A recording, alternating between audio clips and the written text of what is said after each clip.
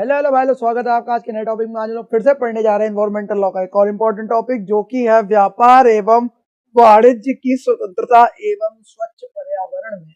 क्या है? व्यापार एवं वाणिज्य की स्वतंत्रता एवं जो स्वच्छ पर्यावरण में अधिकार के मध्य क्या संबंध है, क्या रिलेशन है, उसके बारे में पढ़ेंगे। और सुसंगत जो वाद है वो विधि का उल्लेख हमें इसमें करना है। बहुत ज्यादा इंपॉर्टेंट टॉपिक है, क्योंकि ये टॉपिक पूछा जाता है एनवायरमेंटल लॉ में, आने के चांसेस होते हैं। इतना इंपॉर्टेंट नहीं है, लेकिन हाँ मीडियोकर इंपॉर्टेंट ये टॉपिक है। ठीक है। व्यापार और वाणिज्य की स्वतंत्रता तथा स्वच्छ पर्यावरण के अधिकार का संबंध क्या होता है, पढ़ते हैं। तो भारत के संविधान में व्यापार और वाणिज्य की स्वतंत्रता को मौलिक अधिकार के रूप में मान्यता दी गई है। भारत के संविधान में क्या करा गया है? व्यापार और जो वाणिज्य की स्वतंत्रता है उसको मौलिक अधिकार के रूप में मान्यता दी गई है। साथ ही स्वच्छ और स्वस्थ पर्यावरण के अधिकार को भी जीवन के अधिकार अनुच्छेद 21 के अंतर्गत क्या करा गया? संरक्षित किया गया। साथ ही साथ इसके स्वच्छ और जो स्वस्थ पर्यावरण होता है उसके अधिकार को भी क्या करा गया है? जीवन के अधिकार यानी कि अनुच्छेद 21 के अंतर्गत संरक्षित किया गया है। व्यापार की स्वतंत्रता और पर्यावरण संरक्षण के अधिकार में अक्सर जो व्यापार की स्वतंत्रता और पर्यावरण के संरक्षण के अधिकार में अक्सर क्या होता है? टकराव हो जाता है। मतलब या तो अगर व्यापार कर रहे हैं तो उसके अंदर पर्यावरण संरक्षण नहीं हो पाता, पर्यावरण संरक्षण करना है तो व्यापार सही से नहीं हो पाता। तो इन दोनों की स्थिति में क्या हो जाता है? टकराव हो जाता है। और क्या होता है? टकराव की स्थिति उत्पन्न हो जाती है, क्योंकि कई बार औद्योगिक और व्यावसायिक गतिविधियां पर्यावरण को क्या करती हैं? प्रदूषित करती हैं, पॉल्यूटेड करती हैं। इस संदर्भ में न्यायालय ने स्पष्ट किया है कि व्यापार और वाणिज्य की स्वतंत्रता अनुच्छेद 19(1)(g को स्वच्छ पर्यावरण के अधिकार के अधीन रहना होगा।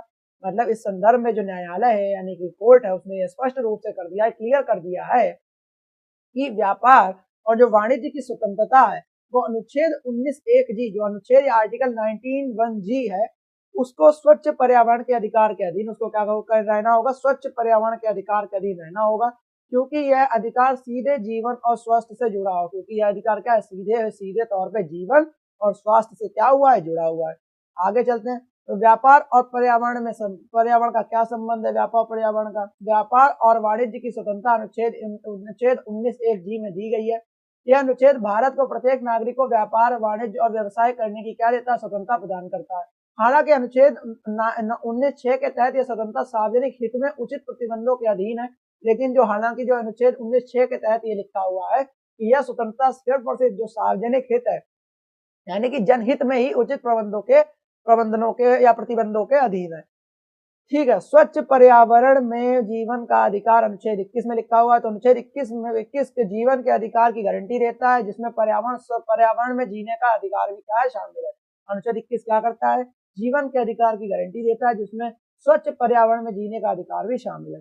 न्यायालय ने अपने फैसलों में स्पष्ट किया है कि प्रदूषण मुक्त पर्यावरण एक मौलिक अधिकार। न्यायालय ने क्या करा? अपने फैसलों में स्पष्ट रूप से कर दिया है कि जो प्रदूषण मुक्त पर्यावरण क्या है वो एक मौलिक अधिकार है। संविधान के निदेशक सिद्धांत क्या है यानी प्रिंसिपल्स, डायरेक्टिव प्रिंसिपल्स क्या है जो स्टेट पॉलिसी के? तो अनुच्छेद 48 ये कहता है कि राज्य पर्यावरण को संरक्षण और सुधार के लिए प्रयास करेगा। और अनुच्छेद 51(1)(g कहता है कि जो प्रत्येक नागरिक का मतलब ये कर्तव्य है कि वह पर्यावरण को संरक्षित करे। संविधान के निर्देश दिए गए हैं, ये सब 42वें संशोधन के बाद जोड़े गए थे। व्यापार और पर्यावरण के बीच टकराव के क्या कारण है? औद्योगिकरण और प्रदूषण। औद्योगिकरण और जो इंडस्ट्रियलाइजेशन और जो प्रदूषण है, पॉल्यूशन, वो देखते हैं तो उद्योग और व्यवसाय कई बार जल, वायु और मृदा प्रदूषण का कारण बन जाते हैं। उदाहरण के रूप में देखें तो जो रासायनिक कारखानों और खनन उद्योग पर्यावरण को गंभीर रूप से क्या करते हैं? नुकसान पहुंचाते हैं। अगर उदाहरण के रूप में, एग्जाम्पल के रूप में देखा जाए तो जो रासायनिक कारखाने होते हैं, जो खनन उद्योग होते हैं, वो पर्यावरण को गंभीर रूप से नुकसान पहुंचाते हैं। ठीक है। आगे चलते हैं। तो प्राकृतिक संसाधनों का अत्यधिक उपयोग होता है। तो व्यापारिक गतिविधियां क्या करती हैं? प्राकृतिक संसाधनों का अत्यधिक क्या करती है? दोहन करती है, यूज करती है, अनलिमिटेड यूज करती हैं, जबकि वो क्या है? लिमिटेड है। जनसंख्या और शहरीकरण देखेंगे तो व्यवसायिक विकास के कारण शहरीकरण में वृद्धि होती है। जनसंख्या और शहरीकरण देखेंगे तो जो व्यवसायिक विकास है उसके कारण क्या होता है? शहरीकरण में वृद्धि होती है, जिससे पर्यावरणीय दबाव बढ़ता है। जिससे क्या होता है? पर्यावरणीय दबाव बहुत ज्यादा बढ़ता है। सतत विकास की देखेंगे तो आर्थिक लाभ की लालसा के कारण व्यापारिक गतिविधियां अक्सर पर्यावरणीय स्थिरता की अनदेखी करती हैं। आर्थिक लाभ की लालसा के कारण क्या होता है? जो व्यापारिक गतिविधियां हैं वो अक्सर पर्यावरणीय स्थिरता की क्या करती हैं? अनदेखी करती हैं। आगे चलेंगे तो क्या करा है? न्यायिक दृष्टिकोण से इसको देखें तो न्यायिक दृष्टिकोण से क्या करा कि भारतीय न्यायालयों ने व्यापार और स्वच्छ पर्यावरण के अधिकार के बीच संतुलन बनाए रखने के लिए कई महत्वपूर्ण निर्णय दिए। भारतीय न्यायालयों ने क्या करा है, व्यापार और स्वच्छ पर्यावरण उनके अधिकार के बीच जो संतुलन बनाए रखने के लिए कोई महत्वपूर्ण निर्णय दिए हैं। पहला हो गया MC मेहता बनाम भारत संघ 1986। MC मेहता बनाम भारत संघ 1986।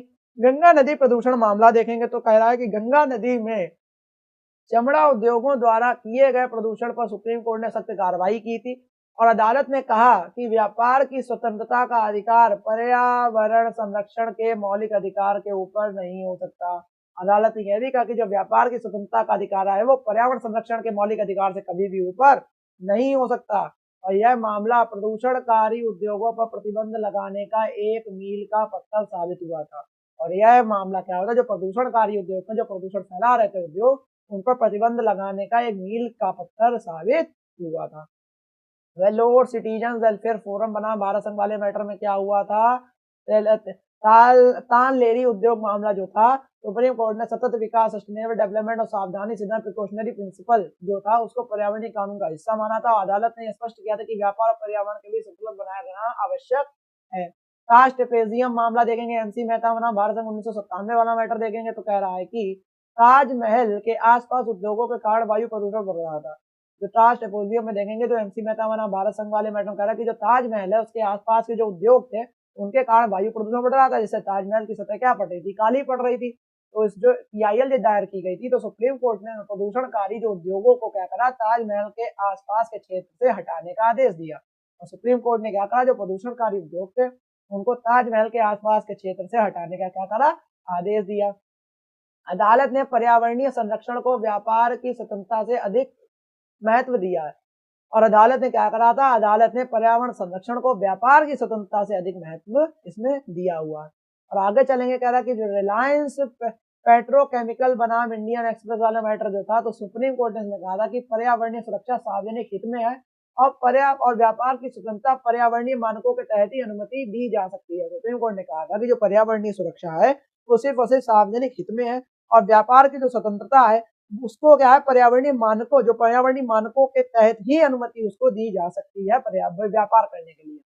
BK श्रीरामुलु बनाम भारतीय खनन निगम था 2001 वाले मैटर में, तो खनन गतिविधियों से पर्यावरण को हो रहे नुकसान के मामले में सुप्रीम कोर्ट ने कहा कि व्यापारिक गतिविधियां पर्यावरणीय कानूनों के अधीन होनी चाहिए। जो खनन गतिविधियों से जो क्या है, पर्यावरण को हो रहे जो नुकसान के मामले में सुप्रीम कोर्ट ने कहा कि जो व्यापारिक गतिविधियां हैं वो पर्यावरणीय कानूनों के अधीन होनी चाहिए। ठीक है, आगे चलते हैं तो बोला कि व्यापार और पर्यावरण के बीच संतुलन के विधिक उपाय देखेंगे। तो पर्यावरण संरक्षण अधिनियम 1986 देखेंगे तो कह रहा है कि पर्यावरण की रक्षा और सुधार के लिए अधिनियम व्यापक शक्तियां प्रदान करता है और उद्योगों को पर्यावरणीय मंजूरी यानी इन्वायरमेंटल क्लियरेंस प्राप्त करना अनिवार्य हो जाता है। उद्योगों को क्या होता है, जो पर्यावरणीय मंजूरी होती है, इन्वायरमेंटल क्लियरेंस, वो प्राप्त करना बहुत ज्यादा अनिवार्य होता है। जल प्रदूषण निवारण और नियंत्रण अधिनियम 1974 देखेंगे तो व्यापारिक गतिविधियों से जल प्रदूषण को रोकने के लिए अधिनियम प्रभावी है। और वायु प्रदूषण निवारण और नियंत्रण अधिनियम 1981 देखेंगे तो प्रदूषणकारी उद्योगों को वायु प्रदूषण मानकों का पालन करना बहुत ज्यादा आवश्यक है।